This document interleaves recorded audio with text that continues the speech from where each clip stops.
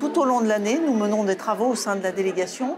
Nous menons de nombreuses auditions, des tables rondes. Nous allons à la rencontre d'organismes et c'est grâce à toutes ces rencontres, toutes ces auditions, toutes ces tables rondes que nous nous forgeons un avis, que nous dressons des constats et que nous faisons des propositions. Donc ce soir, c'était important de pouvoir réunir ces lauréats pour les remercier des apports qu'ils font auprès de la délégation et qui font avancer notre travail sur les thématiques qui ont été mises à l'honneur, par exemple, ce soir.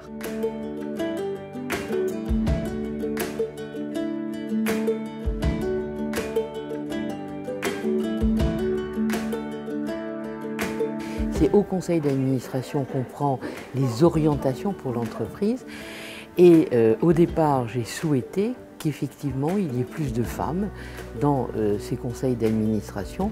Mais c'est également ce que j'ai toujours souhaité dans cette loi, c'est également tous les ans faire au conseil d'administration un rapport sur la politique d'égalité dans l'entreprise.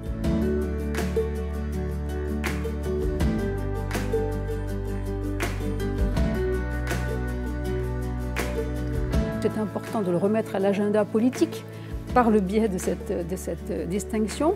Notre société a fait un choix d'une société égalitaire pour l'égalité entre les femmes et les hommes. Qu'est-ce qu'on attend?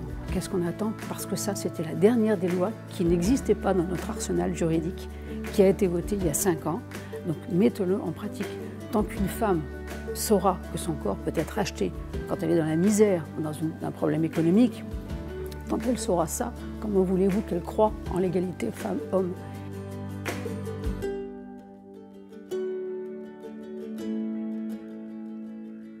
Nous sommes très honorés parce que c'est vrai que ça récompense un travail que nous avons pu mener avec la délégation des droits des femmes qui s'est extrêmement mobilisée lors de l'examen de la loi d'orientation et de programmation sur le développement. Et on a pu voir vraiment un investissement des parlementaires pour renforcer le texte, notamment dans les engagements de la France en faveur des droits des femmes.